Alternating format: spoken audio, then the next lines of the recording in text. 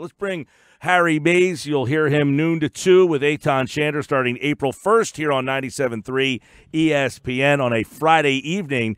Now, Harry, were you just visiting the Bob Kraft location? Yeah, I did drive by there, actually. And it's not very far from some of where my family lives, so we had to check it out. And we rolled in there on Saturday night. We were at the Honda Classic on Saturday for the third round. Went out to dinner, and then I said, I want to check out the spa. I need to check out the rub and tug spot for Bob Kraft. And we roll in there, and it's right actually kind of across the street from Tiger Woods' restaurant called The Woods. So it's convenient for Tiger. And we roll in there, and we see about 12 or 13 20-something guys standing out in front of the place. The place is closed. It's been shut down ever since the whole thing blew up. But these guys are standing there. Most of the other stores in the strip mall, center are shut down. They're closed for the evening. So there's nothing going on. And we're like, man, what are these guys doing? We roll up, and they look at us, and they're like trying to flag us down as we're driving by. And we turned around, and we come up, and we parked. And the driver of our car gets out and says, what are you guys doing? They're like, we need a picture taken. We're Patriots fans from Boston. So we obliged them and took a picture of all these guys. Become like a shrine. Yeah, exactly. Yeah, it's exactly right. And it was pretty hilarious. And my cousin, and his wife actually took the picture. But my cousin said, this has been going on ever since this story broke, is wow. People are coming by and taking selfies in front of the place. So that's amazing. Is it open? Yeah. No, it's been shut down. So you can't even get like a regular massage? No, you can't get what do they call a table shower, which is one of the things that's put on the window. Like they have all the the options that you can get painted on the window of the place, and one of them that caught my eye was table shower. I'm like, it kind of interested me. A table shower, I never had that. So you were what part of Florida? What part of Florida was that? Jupiter? Well, it's Jupiter. Yeah, it's Palm Beach County, West Palm, Jupiter, and it's my favorite spot down there. And I mean, it's nothing but sunshine and golf. It's perfect for me. Well, on the other side of Florida, you got finally the Bryce Harper story is over, man. Right, I know. I mean, it's great. Obviously that broke when I was away, and it's awesome. I said that they had to get one of these guys. Of course, Machado goes by the boards with San Diego a week or so before, and I'm like, all this stuff. The thing is, where are you fascinated? I didn't really comment at all about it as it was going on because it became annoying with John Heyman and all the obligatory baseball writers, feeling the need to put out tweets when they really, I think, had no real information. And I think it was just sort of this thing where people were leaking bogus stuff. Some of it was bogus. Some of it might have had, some truth to it, just to keep the story going. And when that kind of thing happens with anything, I shut down and I just sit back and wait for the thing to become final. And then, and then I'll say, what I think about it. But the whole process, if you will, and I hate saying that word, was really annoying. But I'm glad they got it done. It was kind of cool the way it came out, where he apparently didn't want an opt-out clause. He wanted, the full term to be with one team, and he seems like he's really, committed to it. Now you say, well, yeah, cynics will say, well, $330 million, I'd commit to China for $330 million, and I would. But I'm just saying, like, it's kind of cool that he wants to be a Philly, and he doesn't want the option of leaving, and he doesn't want the option of being traded. There's a full no-trade clause and all that kind of thing. So we got Bryce Harper until he's 39. There's going to be a DH in the National League before too long, hopefully sooner than later. Oh, I hate the DH, man.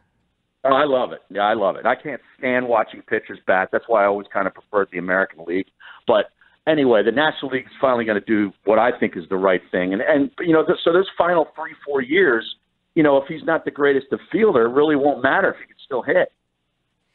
Yeah, I mean, I don't have a problem with the deal, and I like, people always, of course, in Philadelphia, Harry, this, we try to, like, did he win the press conference? I mean, for anybody who were was doubting that Bryce was just taking the money, or of course $330 million. Yeah, he took the money, but he genuinely had to say, "I want to be in that place for 13 years." It's more than just money. Yeah, I think so too. And call me kind of naive in a way for my hometown team if you want, but I kind of bought a lot of it. I mean, not 100% of it, but I bought a lot of it. I think he's excited about being a Philly, and you juxtapose that to some of the rumors that were coming out in the weeks before that. Oh, he doesn't want to, he doesn't like Gabe Kapler. He doesn't like Philadelphia. He doesn't want to go play against the Nationals 19 times a year. All this nonsense that was coming out, which, I didn't buy, but I was curious to see it and sort of, storing it all. And all that becomes, totally false. Harry Mays, don't forget, April 1st, noon to 2, 97.3 ESPN. We just had Kevin Kincaid from Crossing Broad on, and he wrote this article. Good dude. Yeah, good dude. He's a WVU guy. Yeah. That's why, right? Okay. He wrote this article about how, like, the Sixers season, which was supposed to be somewhat, like, that it's become exhausting, not fun anymore. Do you find that the night-to-night irrationalities of the Sixer fan has made this season almost unbearable to continue to enjoy? It is. The Sixer fan, much like the Flyer fan, annoys me to a large degree. So I try not to look at it. I try not to really get involved with it. Most of it's on social media, and I try to stay away from it as much as I possibly can. But yes, it is. It's an arduous thing. 82 games. When you start thinking about a team that's, obviously going to make the playoffs, that's without question. Now it's just about, can they get to the 3 seed and avoid Boston in the first round, which is really, to me, the biggest drama left in the season. And also this stuff with Joel Embiid, which, that becomes annoying too, when you have these injuries where he plays in the All-Star game and then all of a sudden he's shut down. He shut himself down, he said. Well, yeah, okay. He shut himself down. Okay. Well, then, when is he going to be coming back? It's not going to be tonight. And now you got Ben Simmons, who's got gastroenteritis. He will play, by the way. That news just came out. He will play. He crapped himself all day. He's back. Good. He got it all out of his system, I guess. That's great. He stopped by the Jupiter table shower. Well, I'm sure that they have that, that service in Houston too. Right. Exactly. Yeah. It was a satellite office. It was a satellite office. It is International Women's Day. I'm wondering how you're choosing to celebrate on the Mike Gill show. Yeah. The Sports Bash. But me, as one of the biggest fans of international women, I'm trying to figure out the most inappropriate and least politically correct way to celebrate between now and midnight. So I'm taking suggestions on my Twitter at Harry Mays TU. Anybody can, feel free to give me some advice.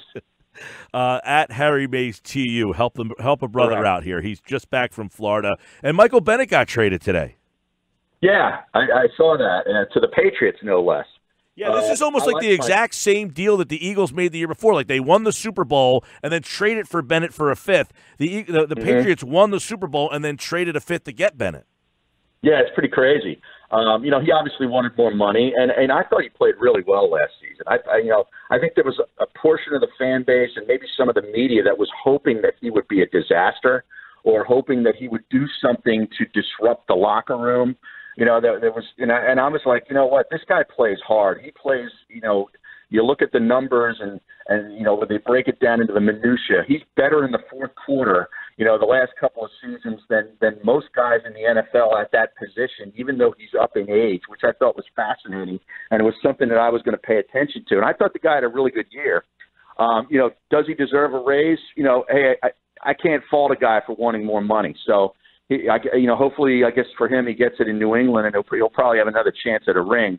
But, now it steps, Derek Barnett steps to the forefront here. Obviously, it was hurt last year.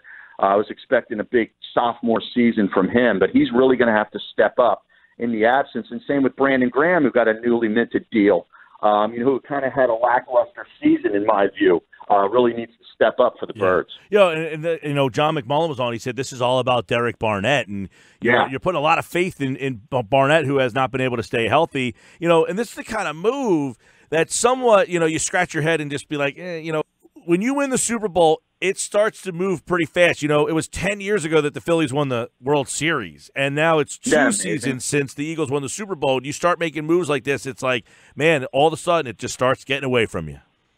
Yeah, but all good because the Giants are reinvesting or they're sticking with Eli Manning, and the Washington Redskins made a move for Case Keenum. So when you start to put some other things on the other side of the ledger, I can't believe somebody else wants Case Keenum. That is the story of the day. I know. I don't even know if Case Keenum's wife wants Case Keenum, but the Redskins do. He got thrown out of the international place in Jupiter. Case Keenum. Jesus. You're fascinated by this. The fact that you had pictures of people taking their pictures out front is made my day. Well, I'm an investigative journalist. How'd you hit them? I'm an investigative journalist. I'd hit it good. I mean, we played 3 straight days, 54 holes. Me and my wife. Some courses on the west side of Florida, over where my mom lives, and we had a blast. We're going to have to. I got a jump start on the year. Yeah, we're going to have to get you down, and we have a lot of great courses down here. So once April 1st comes, we've got to get you down and get you swinging them. I'm horrible, so you have to be able to put up with me. Okay, how was Shander today? Speaking of horrible, he called me from some remote location. I don't know where he was. He was in the car. I don't know what was happening. Yeah, he was parked in the car somewhere. I don't know. Could have been anywhere. Of a police department. Possibly, yeah. It's an impound lot. That's what it sounded like. Like he was, I don't know, there was something going on in the car, a lot of coughing. Yeah, a lot of coughing. Harry Mays, April 1st, right here on 97.3 ESPN, the new Mays and Aton show, and that's going to be here before we know it. You know, Selection Sunday's coming up. I asked Josh. Now Josh gives me a literal answer, so he doesn't play this game very well. But it's also St. Patty's Day. So are you more in for a couple of cocktails for St. Patty's Day or nestled at 6 o'clock for the selection show?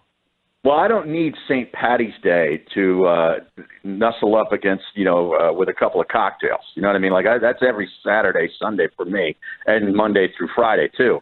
So that St. Patty's Day doesn't do anything for me. It's all about Selection Sunday, and I'm really interested because if Temple wins tomorrow against UCF at home, I think they're a lock to be in. But, really? Yeah, I do, because they'll be 20. They'd be 23-8. They'd have 3 of those first quadrant, whatever they're calling it, wins, and they're really good on the road. They've got a lot of road wins, which is another category that I think would go to their favor. I think the conference deserves 4 teams, and they would be the 4th team out of the American with Cincinnati, UCF, and Houston.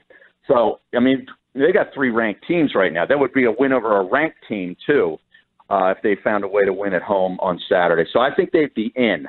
Then they have a bye in the first round of the tournament. They've already clinched that. The problem is their first game is most likely going to be against Memphis, the home team, who will beat Tulane in the first round and then play Temple in the 4-5 game. So they get kind of screwed there by playing on the Memphis' home court. Right. But I don't even know if they have to win that game. I think if they beat UCF, they're in. It's interesting because I'm a Big East. Well, not the new Big East is kind of lame, but I was an old Big East guy. But I'm really intrigued by this. Like Villanova plays Seton Hall tomorrow. That's a big one. You've got Georgetown playing Marquette tomorrow. People forget like Patrick Ewing's the coach. Remember when Georgetown was humongous? Yeah. And, so Georgetown, if they get a win, they're going to, they could get into the tournament, so that would be interesting. So I got my eyes on the new old Big East teams, the Georgetowns of the world, St. John's playing Xavier tomorrow. Right, that's a good game, too. And then don't forget about Duke, Carolina in the rematch. And is Zion Williamson going to play? That I don't know. Yeah. Yeah, that game's at like 6 o'clock tomorrow, something like that? Yeah, I think it is a 6 o'clock start, yeah. He's doubtful, says No, it's a great time of year, man. It really is. Yeah, well, we're looking forward to all the action, and then starting April 1st, Harry and Aton will be talking about that and probably the table showers here on 97. Absolutely. All right, man. I need to figure out what that is. Maybe we can do that live on the show. Get a remote. Have Krause sell a remote. I'm sure there's a spot down there. Yeah, sure. We get Krause on the case. He'll have it all sold for you. All right, man. I'll talk to you. All right. Good talking to you,